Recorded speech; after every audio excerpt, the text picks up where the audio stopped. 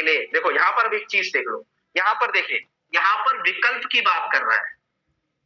क्या विकल्प की बात कर रहा है? जो लेसर है उसके विकल्प की बात कर रहा है कि उसने अभिव्यक्ति शर्त का भंग कर दिया है, या हैसियत का त्याग कर दिया है, या दिवालिया हो गया है, तो उसको जब्ती का राइट है। अगर वो जब्ती करता है तो उसे क्या लेना होगा, उसे कैसे इन्फोर्स कराना होगा? वाद लाना होगा जब्ती का, पुनः प्रवेश करने के लिए। पुनः जब्ती करने से ऐसे नहीं आपको वापस आ जाएगा। किसी को भी कानून को अपने हाथ में नहीं ले सकते। आप कौन होते हैं डिसाइड करने वाले? ये तो कानून डिसाइड करेगा कि सर उसने शर्त का भंग कर दिया, कोई बोल रहा है सर मैंने तो नहीं किया, तो विवाद हो गया कि नहीं हो गया? सामने वाले ने क्या शर्त का भंग कर दिया और आप बोल रहे हो कि सर शर्त का भंग कर दिया तो मैं जब्त कर लूंगा तेरी प्रॉपर्टी, तो ये मनमानापन हो जाएगा। जी समझ में आ गया? उसको क्या इन्फोर्स कराना पड़ेगा? By through court. तो कोर्ट में क्या करनी पड़ेगी? सूट फाइल करना पड़ेगा। मेरी बात समझ में आई आपको? पर अगर आप उसे क्या है जब्त नहीं करना चाहते तो क्या कर देंगे? उसे वेव कर दोगे, छोड़ दोगे। मेरी बात समझ में आई कि नहीं आई? तो ये किसका विकल्प है? लेसर का। अगर नहीं छोड़ना चाहता, नहीं तेरी गलती माफी योग नहीं है, तो सूट फाइल करके ले लेगा अपनी जमीन को, पर वो उसे लगता है कि कोई बात नहीं, मेरा बड़ा दिल है, और सारे इंडियंस का ऐसे होता है, नहीं समझे? लापरवाह वाला। तो वहां पर क्या है? छोड़ देगा। अब वो कब छोड़ देगा? देखिए, संप्रण का अभित्यजन, मतलब जो संप्रण का जो अधिकार बना था, उसको जब्ती का जो अधिकार है वो कब छूट जाएगा, या कब अभित्यजन हो जाएगा? अभित्य मतलब छूट जाएगा, छोड़ दिया जाता है। ठीक है, छोड़ना। तो देखिए, धारा 111 के खंड कौन सा ये? जी कौन सा है ये? ठीक है, के अधीन संप्रण उस भाटक के प्रतिग्रहण द्वारा, देखिए किस तरह आपने क्या स्वीकार कर लिया? जब्ती का राइट बन गया था पर आपने पैसे ले लिया। ये समझ में आ गया? तो आप उससे क्या हो गए? वेव हो गए। मेरा कॉन्सेप्ट समझ में आया कि नहीं आया? अब देखो ये कॉन्सेप्ट कहां से आया कि यदि एक महिला आदमी के साथ क्रूरता करती है, एक औरत अपने पति के साथ क्या करती है? क्रूरता करती है, तो क्रूरता के लिए कहते हैं कि क्रूरता कंटिन्यूअस में होनी चाहिए। क्या होनी चाहिए? कंटिन्यूअस में। अगर आप दोनों के बीच में रात में इंटरवो हो जाता है तो क्रूरता का खत्म माना जाता है। मेरी बात में कि ये समझाता है आपने उसे माफ कर दिया। आरी बस में जब आदमी कोई आपके साथ में वो करे, धोखा दे, किसी ने धोखा दिया आपने, और वो आपके पास बोले यार सॉरी यार, और आपने बोला कोई बात नहीं, तो आपने उसकी गलती को क्या कर दिया? माफ कर दिया। अब कभी भविष्य में कोई वो दोबारा गलती करे तो पुरानी गलती को नहीं बताना है कि तूने मेरे साथ उस वक्त ऐसा किया था, नहीं, तूने माफ क्यों किया। चीज समझ में आ रही है ना? जब आपने किसी को मुक्ति दे दी, अभिमुक्ति दे दी है, या फिर अभी छोड़ दिया उसे कि जा कोई प्रॉब्लम नहीं है, तो वो अपने अपराध से जो उसने किया था उससे क्या हो जाता है? वो मुक्त हो जाता है। इसी तरह से यहाँ पर आपको राइट बन गया था उसे सजा देने का, जब्त करने का प्रॉपर्टी को, और आपने क्या प्राप्त कर लिया? भाटक प्राप्त कर लिया, किराया प्राप्त कर लिया। तो आपने इनडायरेक्टली ऐसा समझा जाएगा कि आपने उसे जब्त नहीं करना है, माफ कर दिया।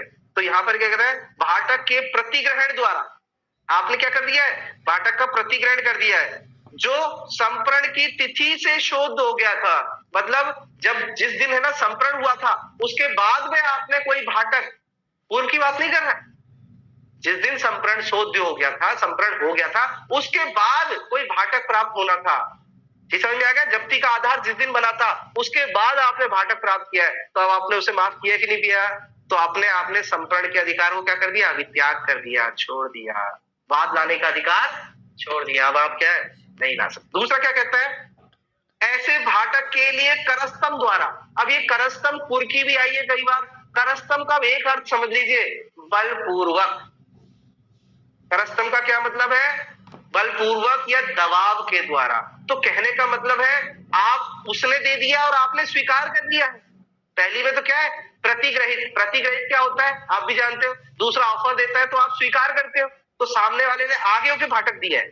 यहाँ पर आगे आने वाला व्यक्ति भाटक नहीं दे रहा, आप उसे क्या कर रहे हो? उसे ले रहे हो। जैसे आप उसने किराया नहीं दिया, आप उसकी भैंस उठा लाए जबरदस्ती। आप उसके घर में कोई मूल्यवान संपत्ति रखी थी कि तूने किराया नहीं दिया और मैं ले जा रहा हूं, तो ये भी एक तरह का करस्तंभ की तरह, मतलब कोई दबाव डाल रहे हो उसके ऊपर भाटक संदाय करने के लिए, या आप ऐसा कोई, ठीक है। तो या कह रहे ऐसे भाटक के करस्तंभ द्वारा या पट्टाकर्ता की तरफ से किसी अन्य कार्य द्वारा, या पट्टाकर्ता ने कोई ऐसा कोई कार्य कर दिया है जिससे पट्टे को चालू मानने का आशय दर्शित होता है। मतलब ये दर्शित होता है, ये इंटेंशन लगता है कि ये पट्टे को कंटिन्यू दोबारा चालू रखना चाहता है। अब उसे खत्म नहीं करना चाहता, परिवर्तन नहीं करना चाहता है, वो ऐसा कोई कार्य कर दे जिससे क्या है, जैसे अब वो वसूली के लिए स्टार बना के लिख लीजिए या फिर एक इलस्ट्रेशन लिख लीजिए, भाटक की वसूली के लिए बात लाता है, भाटक की वसूली के लिए बात लाता है। अब मेरे को बताइए मैडम, उसने किराया नहीं दिया, देखो प्रॉब्लम कैसी है, उसने किराया नहीं दिया तो क्या जब्ती का अधिकार बन रहा है? पुनः प्रवेश का जब तक ना लिखा है। अब सोचो, उसको राइट तो था कि तुम वाद लाके, और वाद किसका लेके आते? नहीं, उसको हटाओ, मुझे कब्जा वापस दिलाओ। मेरी बात समझ में आ गया? उसको वाद किसका लेके आना चाहिए था? बेदखली का। मेरी बात समझ में आ गया? जैसे किराया देने में बेदखली का वाद लेके आया जाता है, उसी तरह से पट्टे से बेदखली का वाद लाके आते हैं। क्यों? क्योंकि उसने एक अभिव्यक्त शर्त का क्या किया था? भंग किया था, जिसमें मुझे पुनः प्रवेश का राइट था। परंतु वो ये वाद ना लाके कौन सा वाद लेके आ रहा है? दूसरा वाद ला रहा है। किसके लिए? Only for rent. किराया नहीं दिया है इसने, तो यहां पर उसने उससे आशय पता चल रहा है कि वो उसे निकालना नहीं चाहता। मेरी बात समझो, कितनी बड़ी बात। वाद तो ला रहा है, पर वाद कौन सा लाना था उसे? बेदखली का लाना था, पर लाया कौन सा? भाटक के लिए। तो इनडायरेक्टली इंटेंशन उसका झलक रहा है कि उसे वो बेदखल करना नहीं चाहता। आई बात समझ में?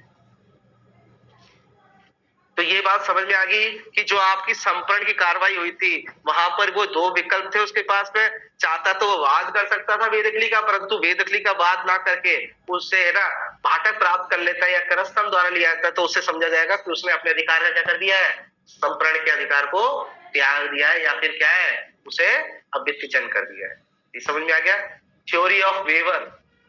आप किसी भी अधिकार को छोड़ सकते हो, ये सबसे अच्छा दे रखा है, पर क्या आपने मूल अधिकारों को छोड़ सकते हो? ये पढ़ा रखा था। क्या मूल अधिकार का अभ्युत्थन किया जा सकता है? तो नहीं किया जा सकता है, क्योंकि ये बौद्धिक विकास और नैतिक जीवन के लिए या फिर क्या है, बहुत आवश्यकता है, बहुत आवश्यक है मूल अधिकार।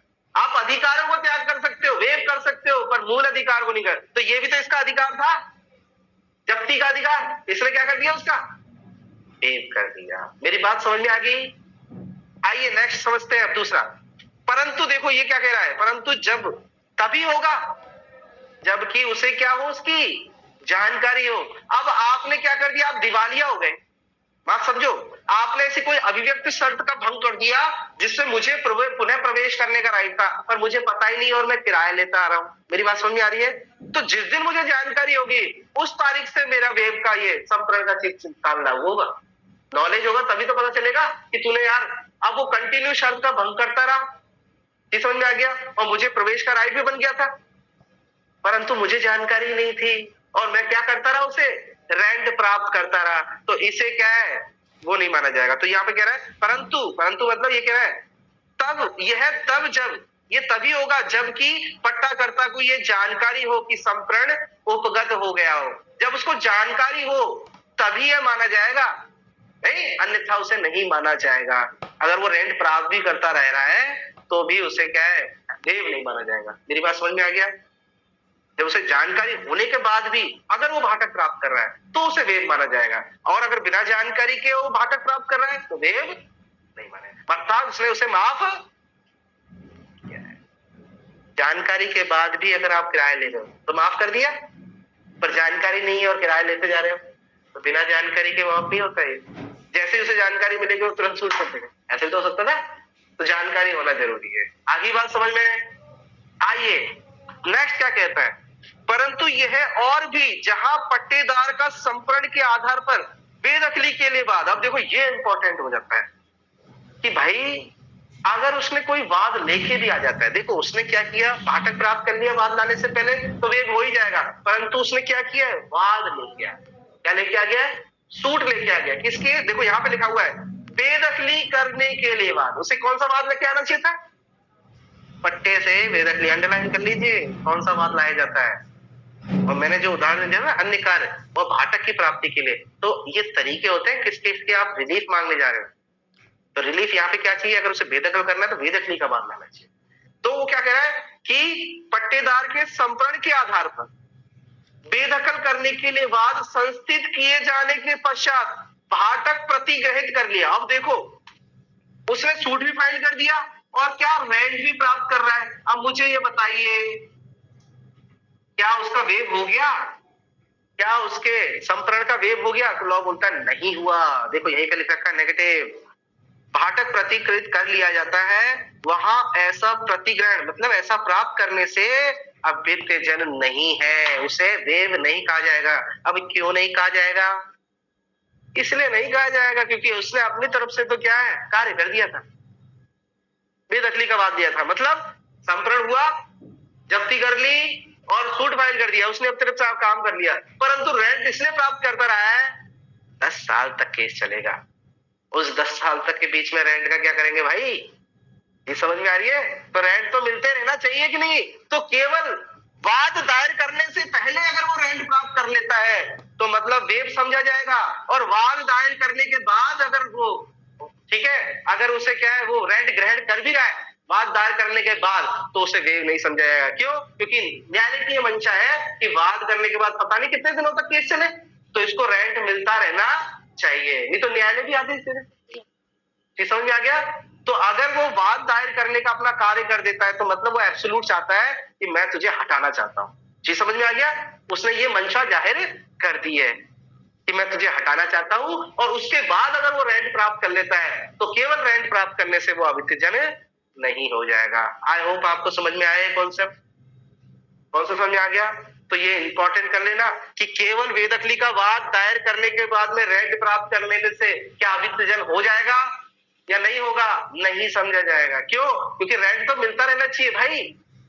आप बताइए मैंने केस करूंगा, सिविल केस कितने सालों के लिए होते हैं, मुझे ये तो नहीं मालूम अगले 3 महीने में सॉर्ट आउट हो जाएगा या 4 महीने में। तो रेंट तो मिलता रहना चाहिए, मेरी जमीन का मुआवजा कुछ तो कुछ पैसा मिलता रहना चाहिए। इसीलिए वाद दायर करने के बाद अगर वो रेंट ग्रहण भी कर लेता है तो उसे अवित्य जन नहीं माना जाएगा। क्यों क्यों नहीं मानेगा, क्योंकि अपने कार्य तो वो पहले ही कर चुका है वाद दायर करके। ये समझ में आ गया, ये समझ में आ गई। आई होप ये आपको समझ में आ गया होगा। पूरा सेक्शन कितना अच्छा सेक्शन था ये। तो यहाँ पे आप देखो, गौर से देखो, क्या देखो कि संप्रण होने के बाद भी लेसर का राइट बन रहा है और कैसे भी करके आपने पैसा दे दिया। इसीलिए बहुत सारे लोग दुनिया के अंदर पहला पॉइंट पढ़ेंगे, यदि उसने क्या है प्रतिग्रहित कर लिया है तो आपको हमेशा अपनी गलती भी हो जाए तो माफी मांग लेनी चाहिए और पैसा उसे देना चाहिए। दुनिया का सिद्धांत है ये, फिर वो चलता रहेगा। अगर उसने ग्रहण कर लिया, आपसे गलती हो जाए तो ईगो में मत आना, आप उसे भाटक दे दो। और अगर उसने प्रतिग्रहण कर लिया, ये समझ में आ गया, तो वहां पर क्या है वो कंटिन्यू चमला जाएगा, मतलब वेव कर दिया, माफ कर दिया। ये समझ में आ गया। आपकी जब्ती का जो आधार बन रहा था उसको उसने क्या कर दिया, उसको छोड़ दिया। तो कौन सा समझ में आ गया वो किसका संप्रण का। आइए अब नेक्स्ट वाला देखते हैं 113। अब देखो यहां भी क्या है अवित्य जन हो जाएगा, किसका, छोड़ देने की सूचना का अवित्य जन। अब ये भी बहुत अच्छी बात कह रहा है। ये भी क्या कह रहा है, आपने सूचना दी थी छोड़ देने की कि भैया समय तो अभिव्यक्त नहीं है तो 6 महीने में खाली कर देना। तो छोड़ देने की क्या आपने दी है उसको, पट्टे से छोड़ देने की क्या दी है आपने उसको, सूचना दी। अगर कोई वर्षानुवर्षी पट्टा है तो वहां 6 महीने का नोटिस देना है, भैया छोड़ दो मेरा पट्टा का राइट, नहीं समझे। और जहां पर कोई मासन है उसे 15 माह का नोटिस दोगे छोड़ने के लिए उसको, और छोड़ने के बाद में सूचना देने के बाद में फिर भी वो कब्जा बनाए रखता है। जी समझ में आ गया। और आप कुछ नहीं कर रहे। इसलिए कहता हूं विधि उनकी मदद नहीं करता जो एक्टिव नहीं है। जब आपने नोटिस दिया, उसने कब्जा खाली नहीं किया तो कार्रवाई करनी चाहिए थी, नहीं करनी चाहिए थी। और आपने कुछ नहीं किया, खाली बैठे रहे कि छोड़ देगा छोड़ देगा छोड़ देगा, अच्छा ये कल तक और दे देता हूं मौका, नहीं, आपने वेव कर दिया अपने पिता। क्या कर दिया, वेव कर दिया। मैं हमेशा कहता हूँ विधि लापरवाहों की कभी मदद नहीं करता कि यार अगले दिन छोड़ देगा पता है। जैसे ही समय खत्म हुआ सूचना का, जैसे ही समय खत्म हुआ चीज समझ में आ गया? पॉइंट दे रखा है यही वाला। जैसे ही ये समय खत्म हो जाएगा, वो परिवर्तन हो गया है और वो खाली नहीं करता है, तो ट्रेसपासर के रूप में उसके लिए सूट लेके आओ। ट्रेसपासर हो गया वो अगले दिन से, पर आप उसे क्या ट्रेसपासर बनने दे रहे हो? कब्जा बनाए रहना चाहते हो। इनडायरेक्टली विवक्षित या अभिव्यक्त सहमति से वो उसमें कब्जा बनाए रहता है, तो आपने उसका वेव नहीं किया, सूचना खत्म समझी जाएगी। ये समझ में आ गया? ये कहना चाहता है। तो देखिए क्या कह रहा है, धारा 111 के खंड एच के अधीन दी गई सूचना जिस व्यक्ति को दी गई है, किस व्यक्ति को दी गई है? पट्टेदार को, ठीक है। उस व्यक्ति की विवक्षित, कौन सा व्यक्ति? पट्टाकर्ता। उस व्यक्ति की अभिव्यक्त या विवक्षित सम्मति से वह उसे देने वाले व्यक्ति के किसी कार्य द्वारा जिससे पट्टे को चालू मानने का उससे आशय होता है। तो यहाँ पर कैसी कंडीशन होती है? एक्सप्रेस और इम्प्लाइडली आपने क्या है? कंसेंट दे दी है, सम्मति से, और आपने कोई ऐसा कार्य कर दिया हो। अब कार्य के लिए सर कौन सा कार्य कर दिया हो? इसके लिए इलस्ट्रेशन बहुत अच्छा दे रखा है, 2 इलस्ट्रेशन है कि वो ये आपने जैसे ही उसको सूचना दी थी आपने कि 15 तारीख तक खाली हो जाना चाहिए, 15 तारीख तक खाली हो जाना चाहिए, नहीं, या फिर आपने 15 दिन के अंदर आपको खाली कर देना है, और 15 दिन हो गई, उसके बाद आपने भाटक ले लिया, वही वाली बात है, क्या ले लिया? रेंट ले लिया, या उसको कब्जा बनाए रहने दिया। तो पहले वाला तो कह रहा है रेंट का निविदा, निविदा मतलब प्राप्त करना। तो देखिए पट्टाकर्ता आ पट्टेदार खा को पट्टे पर दी गई संपत्ति को छोड़ देने के लिए सूचना देता है।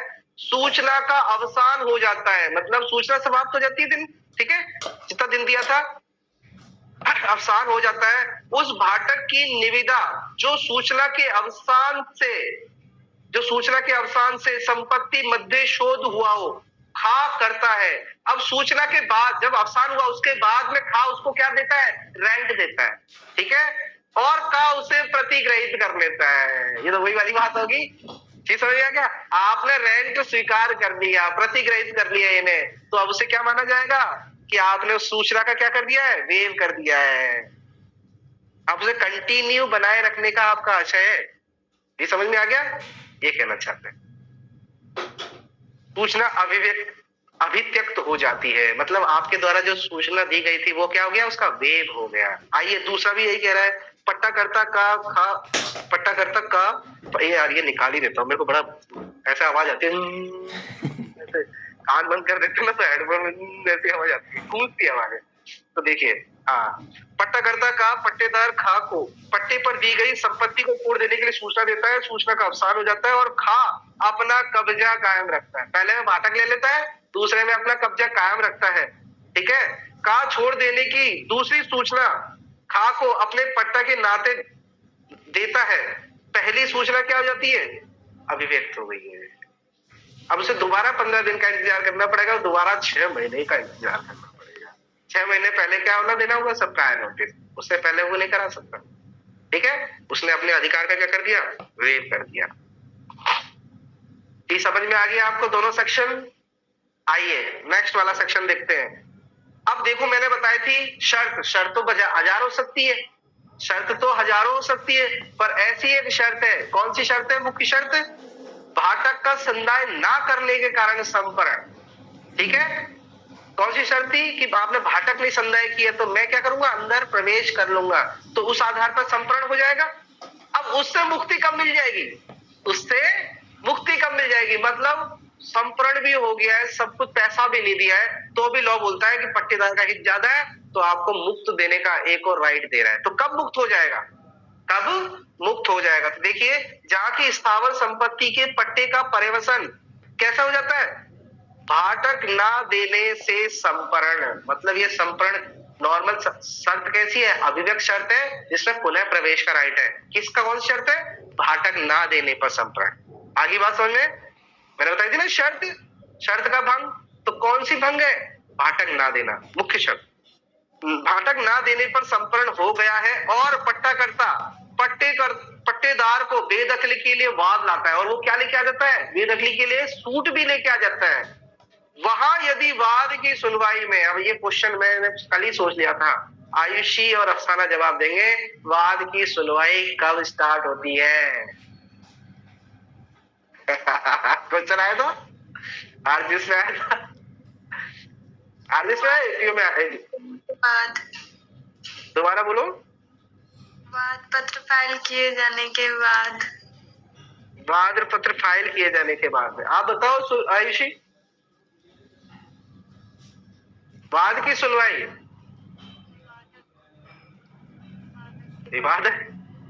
विवादक की प्रथम वाद, यही है, बिल्कुल सही है। सेक्शन 15 क्या कहता है? वाद की प्रथम सुनवाई पर निपटारा। तो ऑर्डर 14 क्या कहता है? ये थोड़ा सीरीज याद रखा करो। अगर आपको सीरीज भी याद है किसकी, टीपीसी की, कि पहला ऑर्डर किसकी कह रहा है, दूसरा ऑर्डर किसकी कह रहा है, तो वहां ऑर्डर 14 किसका है? विवादक की स्त्रीकरण। तो स्त्रीकरण के बाद में जो प्रथम बात होगी उसमें निपटारे की बात है, ठीक है। और ऑर्डर 10 में भी एक बार बात की सुनवाई कह रहा है, याद रखना, दोनों में बात की सुनवाई की कह रहा है। जहां पर सामने वाला पहली बार न्यायालय में आता है। अब पहली बार न्यायालय में कब आएगा, चीज समझ में आ गया? तो जिस दिन आपने वाद संस्थित किया उस दिन से बात की सुनवाई स्टार्ट नहीं, क्योंकि सामने वाले को तो पता ही नहीं चला।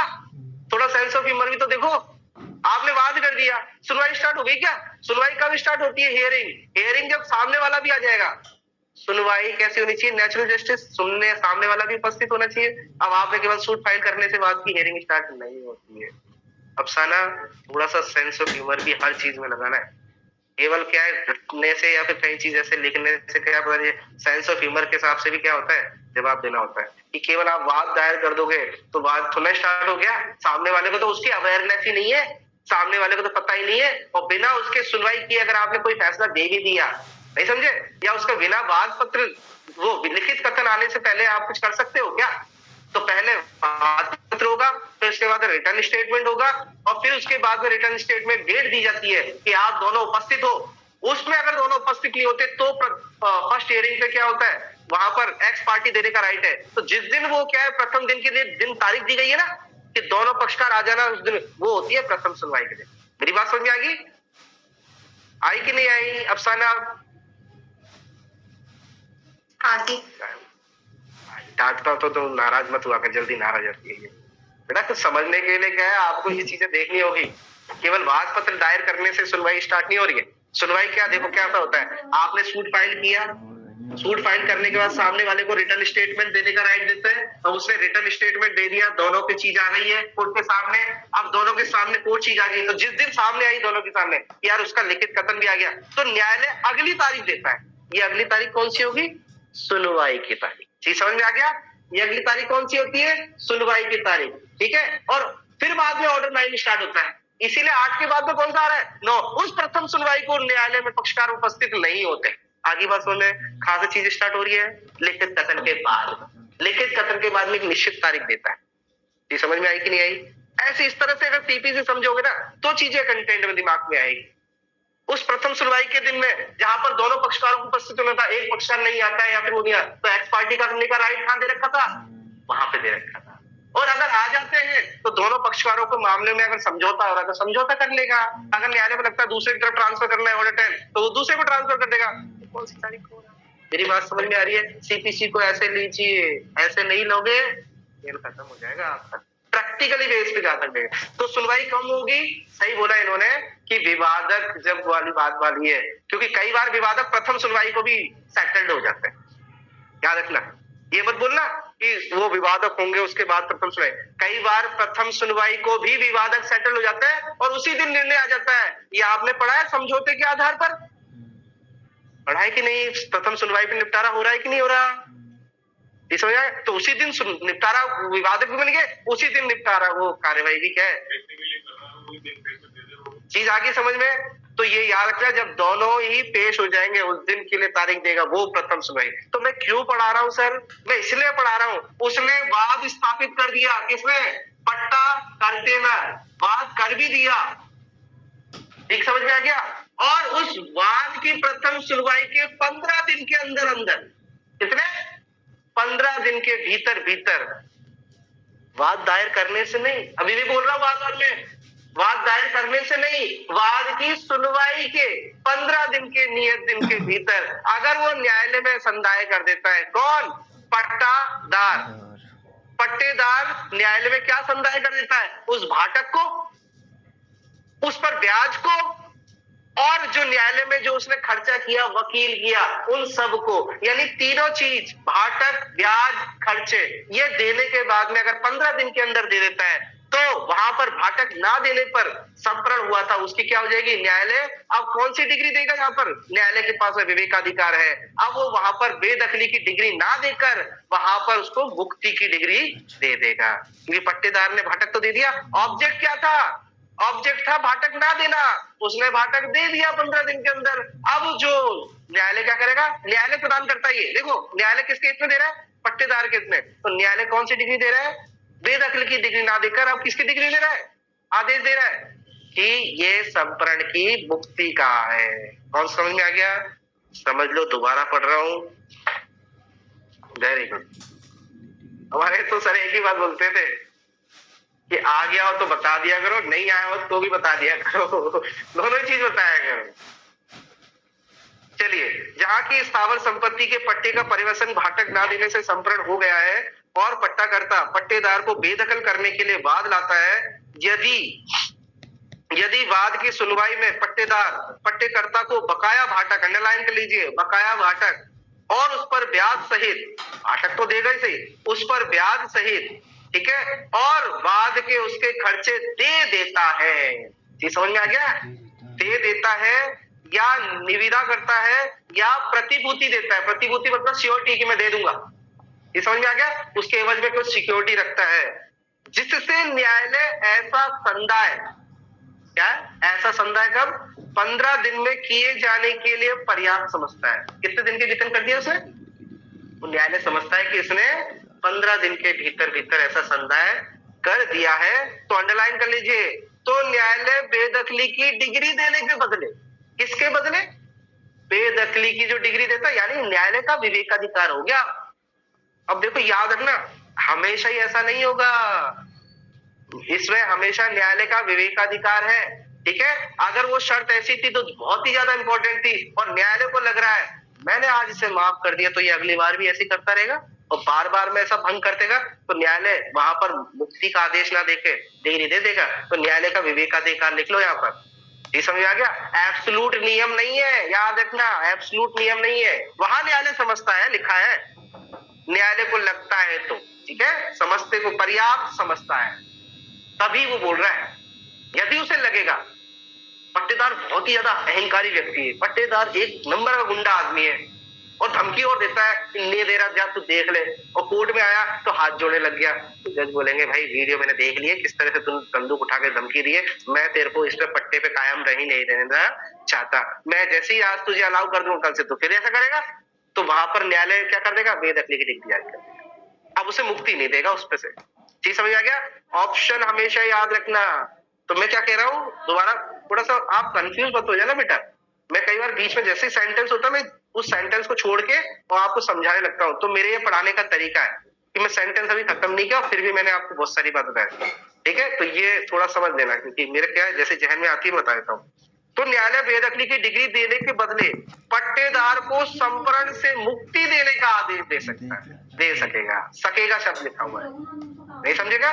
दे सकेगा। और देखो अब और क्या कह रहा है, तदनुपरि पट्टेदार पट्टाकृत संपत्ति को ऐसे धारित करेगा, वो ऐसे प्राप्त करेगा मानो संप्रण हुआ ही नहीं था। कौन समझ में आ गया? ऐसी कोई कार्रवाई हुई ही नहीं थी, सब सेटल हो गया।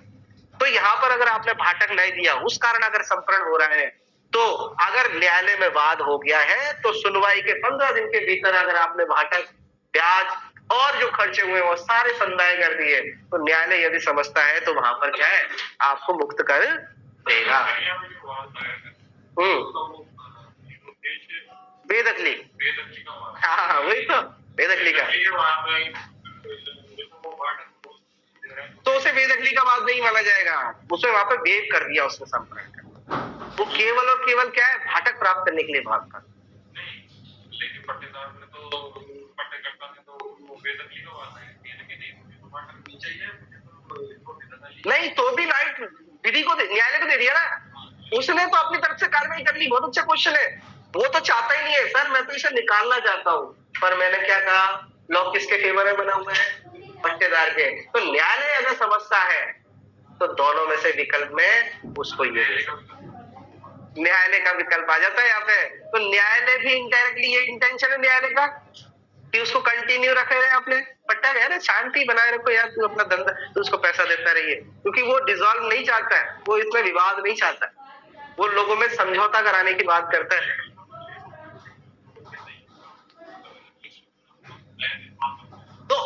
तो मैं क्या कहना चाहता हूं, न्यायालय समझता है तो डिग्री भी दे सकता है, दोनों ही विकल्प है। न्यायालय को लगता है कि नहीं नहीं नहीं नहीं, इसे मुक्ति नहीं देनी चाहिए, इसका भंग, इस तरह का भंग है, 1 महीने का छोड़ दिया, 2 महीने का छोड़ दिया, पिछले 5 साल से नहीं दिया इसने भाटक, नहीं समझे, और बेचारा परेशान हो रहा है, तो और उसने क्या है ना, उसको पुनः प्रवेश करने का राइट दे रहा है, तो तेरी गलती 1 बार मान सकते हैं, 2 बार मान सकते हैं, 2-3 बार नहीं मान सकते, तो वहां पर न्यायालय आप बेदखली के लिए डिग्री जारी करेगा। मेरे हिसाब से मैं तो कर देता, ये समझ में आ गया। पर वहां पर एक चूक हो गई है, सर इसलिए भाटक नहीं दिया क्योंकि मेरा बच्चा बीमार हो गया, मेरे घर में क्या है शादी आ गई थी या कोरोना आ गया था, तो वहां पर तो मुक्त करेगा ही सही जो संप्रण का आदेश है। तो दोनों ही विकल्प न्यायालय के पास, न्यायालय को लगता है तो बेदखली का वाद भी दायर कर सकता, वो डिग्री दे सकता है, या फिर न्यायालय को लगता है तो वो मुक्ति भी आदेश दे सकता है। तो यहाँ पर ये कह है कि यदि न्यायालय ने मुक्त कर दिया है तो वो संप्रण से भी क्या हो जाए, मुक्त समझा जाएगा, और वहां पर संप्रण नहीं हुआ गया समझा जाएगा। आगे बात समझ में, आई होप ये चीज समझ में आ गई होगी। तो ये जो अभिव्यक्त शर्त थी, अभिव्यक्त शर्त में पहली शर्त तो ये आ गई थी, दूसरी शर्त कौन सी आई, यही वाली, भाटक संदाय ना करने पर पुनः प्रवेश करने, चीज आगे बात है। तो ये अभिव्यक्त शर्त है। अब देखो इसके नीचे वाला सेक्शन क्या कहता है, अन्य कुछ शर्त दशाओं में, अन्य कुछ दशाओं में संप्रण से मुक्ति। अब कुछ और कंडीशंस हैं जिनमें आपको संप्रण से मुक्ति दे रहे हैं। तो देखो दिवालिया छोड़ के और इसको छोड़ के अन्य जो भी दशाएं हैं उनमें सब में नोटिस देना होगा, याद रखना। अन्य सभी जो शर्तें हैं, ठीक है, उन सब में क्या देना होगा, नोटिस। नोटिस तो यहां भी दे रहे हैं, नोटिस तो यहां भी दे रहे हैं, पर यहां पर खाली करने के लिए कह रहे हैं, पर यहां पर नोटिस क्या कर रहा है, मुक्ति के लिए कह रहा है। तो वहां पर देखिए क्या होता है, देखिए ए ने बी को पट्टा दिया, समझो इस बात को, और बी ने कोई भंग कर दिया किसी भी शर्त का, अन्य शर्त का क्या कर दिया, भंग कर दिया। तो ये व्यक्ति, ए व्यक्ति जो पट्टा करता है, इसको नोटिस देगा कि तूने ऐसा भंग किया है, इसका क्या कर ले, उपचार कर ले। मेरी बात समझ में आई।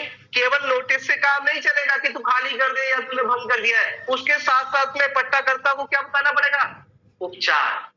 और वो उपचार को करने में बाद में असफल होता है तो वहां पर वो क्या करता है, संप्रण हो जाएगा। अगर वो उपचार कर लेता है तो ये, जैसे मैं मान के चलो एक बात बताऊं, एक शर्त थी, ध्यान देना, एक शर्त थी, तू कोई निर्माण कार्य नहीं करेगा। आप ये क्वेश्चन तो है कि मैं तेरे को पट्टा दे रहा हूं, तू कोई निर्माण कार्य नहीं करेगा।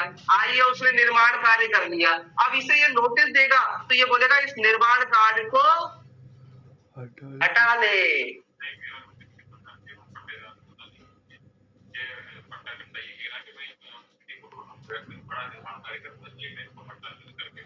नहीं कर नहीं सकता ना, ये कोई बड़ी बात थोड़ी है। पहले तो हित किसका है, उसका। ना ना ना, अगर अभिव्यक्त कंडीशन दे रखी होगी कि मुझे ऐसी कोई घटना हो जाएगी जिसके पास मेरे पास पैसा आ जाएगा और मैं मॉल बना सकता हूँ, तो दे सकता है, वो तो है ही है, फिर तो खत्म ही हो गया। सीधी सी बात है, आपने एक समय के लिए पट्टा दिया है 5 साल के लिए, तो बीच में आप तोड़ोगे तो आपकी बात तो परेशान के, तो कुछ भी करो ना, फिर तो आपकी प्रॉपर्टी आपके पास ही आ गई। फिर वो ट्रेसपासर है तो उसके खिलाफ तो आईपीसी भी कार्रवाई करो, उसके लिए लेते हो तो ट्रेसपासर जो आपको पढ़ा है अतिचार का अधिनियम, ठीक है, वहां पे काय करो, यहाँ पे सूट अलग लेके आ जाओ और अपने कंपनसेशन अलग मान लो कि भैया ये मेरे 1 महीने से ट्रेसपासर बना हुआ है, मुझे इसका क्षतिपूर्ति दिलाई जाए, तो दोनों राइट मिल गए वहां पे। परिवेशन के बाद तो आप एब्सोल्यूट राइट। तो मैं क्या कहना चाहता हूं, ए व्यक्ति बी व्यक्ति के साथ पट्टा करता है, तो इसलिए बी ने अगर पट्टेदार ने कोई भंग भी किया है, अन्य भंग भी किया है कोई शर्त का, ठीक है, और शर्त का भंग करने के बाद में ए व्यक्ति उसको सूचना देगा। पहले तो ये बताएगा कि भाई मैं वाद कर दूंगा तेरे खिलाफ, समझ में आ गया। तो वाद के कारण बताएगा, क्यों वाद कर दूंगा, ये कर दूंगा, और फिर ये भी बताएगा कि क्या उपचार है, अगर तू ये उपचार कर लेता है तो मैं वाद नहीं करूंगा। ये समझ में आ गया। तो इसके कारण क्या देगा तुम्हें, इन दोनों के लिए वो क्या देगा, तुम्हें लिखित सूचना देगा कि अगर तूने नहीं किया ये तो मैं वाद कर दूंगा, और नहीं तो ये कर दिया। उपचार भी बताएगा साथ साथ में, उस सूचना में क्या होगा, उपचार भी होगा। उपचार के लिए वो लिखित सूचना देगा, और उपचार सहित उसने बात बताई और सामने वाले ने उससे असफल हो गया तो वो क्या होगा, संप्रण के लिए। ठीक है। और अगर उसने क्या है, उपचार कर लिया तो वो मुक्त हो जाएगा। समझ में आ गया। ये कहना चाहता है। देखो कब मुक्त हो जाएगी, जहां की स्थावर संपत्ति के किसी पट्टे का परिवर्तन किसी ऐसी अभिव्यक्त शर्त, ये शर्त भी अभिव्यक्त है, अभिव्यक्त शर्त के भंग के कारण संप्रण हो गया है, जो यह उपबंधित करती है कि उसके भंग पर पट्टाकर्ता, क्या उपबंधित करती है कि उसके भंग पर पट्टाकर्ता पुनः प्रवेश कर सकेगा, वहां वेदकली के लिए वाद तब तक नहीं लाया जाएगा। देखो वाद पत्र तो रखा हुआ है अपने पास जेब में, पर वाद फाइल नहीं करेगा।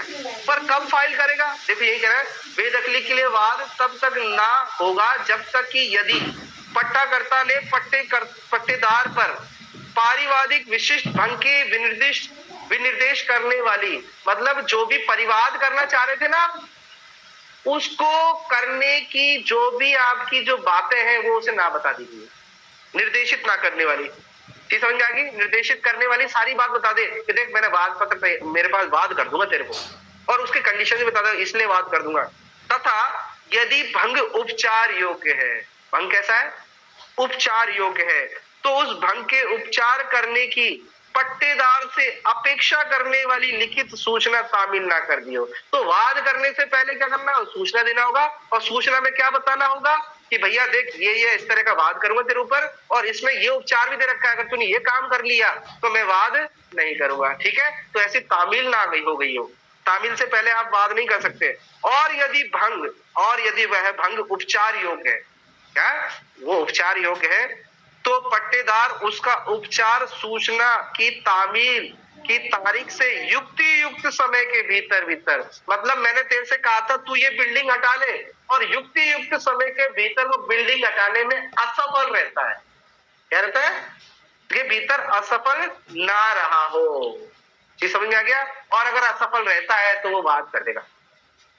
तो देखो पट्टेदार के दोबारा अधिकार ज्यादा है, सृजित हो गए कि हाँ सूचना में उपचार लिख देगा। जैसे उसने निर्माण कार्य कर दिया और उसने साफ अभिव्यक्त कंडीशन लिस्ट में पहले लिख ली थी कि भैया तूने अगर कोई निर्माण कार्य कर लिया तो मैं तेरे से ये क्या है, तेरा क्या है, संप्रण कर लूंगा, जब्त कर लूंगा, और तुझे बेदखल के लिए बाद ले आऊंगा। नहीं समझे। अब उसने उपचार कर, उसने क्या निर्माण कार्य कर दिया, तो पहले क्या करिए आप, उसे नोटिस, समझ में आ गया।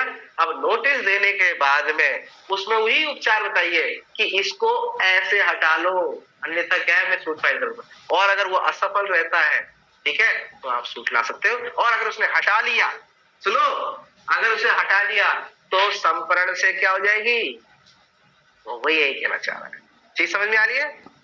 अगर उसने हटा लिया तो संप्रण से मुक्ति, और अगर नहीं हटाया तो वहां पर क्या है, वाद ला सकता है। तो यहाँ भी दोनों चीजें आ रही है। यही कोर्ट में क्या आ जाना, तो ये कह रहा पहले मौके पे ही बात सेट आउट हो रहे हैं। आ रही बात है।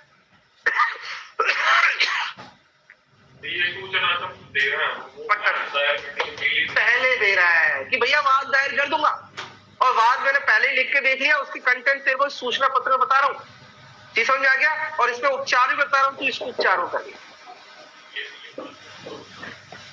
एडवोकेट के माध्यम से सूचना देगा। ठीक है, समझ में आपको। परंतु देखो आगे स्टार बना के लिख लेना, ये इंपॉर्टेंट है, ये आ सकता है। पर ऐसी कोई शर्त है, अभिव्यक्त शर्त कौन सी है, देखो अन्य शर्तों में बहुत सारी शर्तें आ गई, मैंने इसलिए कहा था हजारों शर्त हो सकती है। भाटक की शर्त को छोड़ते हुए बाकी सारी शर्तें क्या हो रही है, अन्य शर्त आ रही है। ठीक है, 114 में भाटक की शर्त थी ना, बाकी सारी शर्तें क्या हो रही है, अन्य शर्तें थी। पर देखो ये शर्त दे रखी है, अभिव्यक्त शर्त ये भी दे रखी है। क्या दे रखी है, इस धारा की कोई बात ऐसे किसी अभिव्यक्त शर्त को जो उस पट्टे पर दी गई संपत्ति के समनुदेशन, उपपट्टीकरण, कब्जा विलयन, बयान के विरुद्ध है, अथवा भाटक के असंदाय की दशा में, वो आगे ना असंदाय, मतलब ये 4 कंडीशन तो अभिव्यक्त बता दी। यहाँ पर कितनी बड़ी बात कह रहा है कि अगर आपने ऐसी कंडीशन लिख दी है, कौन सी, कि किसी और को ट्रांसफर नहीं करोगे। मतलब क्या कहते हैं, समुनिदेशन क्या होता है, जब अपना हित हटकर आप दूसरे को राइट दे देते हो। लीज में तो अपना क्या है, सब लीज कर रहे हो, पर आप अपनी जगह दूसरे को समुनिदेशन बनाना, मतलब अपनी जगह हटके दूसरे को स्विच कर देते हैं, उसे समुनिदेशन। जैसे मेरे नाम पे पट्टा है, मैंने पापा के नाम पे कर दिया, इसे समुनिदेशन कर दिया। असाइनी किसे कर दिया मैंने, जैसे होता है ना, आपने आप बैंक में जाते हो तो वो पूछते ना कि असाइनी कौन है आपका, मरने के बाद किसको क्या प्रॉपर्टी में। तो ऐसे ही पट्टेदार अगर किसी अन्य व्यक्ति को स्विच कर देता है या उस पट्टे पे दे देता है या कब्जे को उसी में मिला लेता है अपने कब्जे के साथ में, जैसे ये खेत है, इतना हिस्सा उसका खुद का है और ये लीज पे ले लिया और इन सबको क्या कर दिया उसने, एक साथ मिला लिया। और विलियम मैंने पढ़ा था मर्ज कर लेता है, उसने बोला था मर्ज नहीं करूंगा, तेरे को नहीं करूंगा, और किसी को मर्ज कर सकता। आई बात समझ में? ए व्यक्ति बी व्यक्ति को प्रॉपर्टी पट्टा देता है तो इसका राइट है मर्ज करने का, भैया खरीद सकता है, पर ये बोल रहा है कि नहीं, तू खरीदने की कोई बात नहीं करेगा। ठीक समझ में आ गया? तो ये मर्ज का है, तो मर्ज नहीं करेगा या बयान नहीं करेगा, किसी और को डिस्पोजल नहीं करे, डिस्पोजल के विरुद्ध है। ठीक है? अथवा भाटक के असंदाय की दशा में संपर्ण से संबंधित किसी भी अभिव्यक्त शर्त को लागू नहीं होगी। अर्थात वहां पर इस तरह से कार्य कर लिया तो मुक्ति नहीं होगी, चाहे कुछ भी हो जाए। तो अर्थात कहने का मतलब सूचना भी देने की जरूरत नहीं है। कहने का मतलब लिख लो, सूचना भी देने की जरूरत नहीं है। इन चारों आधार में बिना सूचना दिए आप सीधे कोर्ट में जा सकते हो, पर अन्य दशाओं में वाद करने से पहले पहले आपको सारी सूचना देनी होगी और उपचार भी बताना होगा। आगे बात समझ में? आई होप आपको ये चीज समझ में आ गई होगी। पहली है पट्टेदार का समुनिदेशन, दूसरा है उप पट्टे पर नहीं देगा। जैसे लिख दी ना कंडीशन, साफ लिख दी कि मैं तेरे को दे रहा हूं, तू किसी और को नहीं देगा। तो अगर बाई चांस उसने किसी और को दे दिया तो अभिव्यक्त शर्त का भंग हो गया। आगे की नहीं आई बात समझ में? वैसे सबलीज दी जा सकती है, मैं आपको बता रहा हूँ सबलीज दी जा सकती है, पर मैंने ही पहले लीज में लिख दी कि नहीं देगा, तो वो आप दे सकता है क्या? नहीं दे सकता। आई बात समझ में? तीसरा क्या कह रहा है, कब्जे का विलयन या उसके विरुद्ध कोई कार्य कर रहे हो, कब्जे को मिलाने का या उसको डिस्पोज करने का कोई काम कर रहे हो, या चौथा बात करा है भाटक के संदाय ना करना। इन चारों कंडीशन में इन चारों कंडीशन में आपको इन चारों कंडीशन में आपको नोटिस देने की जरूरत नहीं है, सीधा सूट फाइल कर दीजिए, आगे पीछे कैसे ही समझ लो। तो अन्य दशाओं में आपको सूट फाइल करने से पहले पहले नोटिस देना होगा, उसको बातें बतानी होगी और उपचार भी बताना होगा। ये समझ आ गया? फिर असफल रहता है तो सूट ला सकता है, और अगर असफल नहीं रहता, वो कार्य कर देता है, हटा देता है या वो कार्य कर देता है, ठीक है, तो संप्रण से क्या हो जाएगी, मुक्ति हो जाएगी। दोनों आगे पीछे सब समझ लो। आइए अब देखो, दो सेक्शन और रह गए, जल्दी जल्दी समझ लेते हैं, सर का भी टाइम होता जा रहा है। चलिए देखो, अभ्यर्पण, अब देखो यही आ गई ना, अभिव्यक्त अभ्यर्पण। मैं एक थ्योरी समझाऊंगा इसमें, समर्पण, समर्पण कर दो या अभ्यर्पण कर दो, एक ही बात है। या अब देखो यहां पर इस चीज को समझो, एक थ्योरी समझो, ए व्यक्ति ने बी व्यक्ति को लीज पर दिया, इसने इसको सब लीज पर दे दिया, तो सेक्शन 111 के ए से लेकर, ये ई था, 1 से लेकर डी तक जितने भी पॉइंट हैं, उन आधार पर अगर ये टर्मिनेट हो रहा है तो ये भी अपने आप टर्मिनेट हो जाएगा। कौन सा समझ में आ गया? समय बीत गया तो इसका समय बीत गया तो इसका भी समय बीत गया, वही वाली बात है। जी समझ में आ गया? इसका हित, मैंने बताया था ना सी पॉइंट, इसका हित खत्म हो गया तो इसका भी हित खत्म हो गया। ऐसी कोई घटना घटित होगी तो ये भी इसकी घटना घटित होने पे इसका परमिशन हो जाता है तो इसका भी हो जाए। तो कहने का मतलब ये कह रहा हूं मैं कि अगर इन सब कंडीशन में ए से लेकर इनमें अगर इसका हित वायलेटेड हो जाता है तो ये इनडायरेक्टली वायलेटेड हो जाता है, इस पर प्रतिकूल प्रभाव पड़ेगा, एडवर्स इफेक्ट पड़ेगा। जी समझ में आ गया कि नहीं आ गया? पर आइए समर्पण, समर्पण कौन कर रहा है? लेसी, यहां पर लेसर कब्जा ले रहा है, तो इन दोनों सिचुएशन में उपपट्टे का क्या होगा? जो उपपट्टे पे दिया था, इसमें तो पूरी तरह से खत्म हो रहा है, इसका राइट खत्म, इसका राइट भी खत्म, पर इन दोनों में होगा तो उपपट्टे की क्या गलती है? गलती इसने करी है, तो इसकी क्या गलती है? इसने इसके साथ कांटेक्ट किया था, गलती शर्त का भंग इसने किया, इसने तो नहीं किया, तो इसको क्यों सजा दे रहे हो? त्याग ये कर रहा है, ये थोड़ी कर रहा है, अभ्यर्पण ये कर रहा है, ये थोड़ी कर रहा है। मेरी बात समझ में आ रही है कि नहीं? तो उपपट्टी की क्या जिम्मेदारी है? तो यहाँ पर जो 114 है, 115 अभ्यर्पण और समर्पण का उपपट्टों पर प्रभाव, उसका क्या प्रभाव पड़े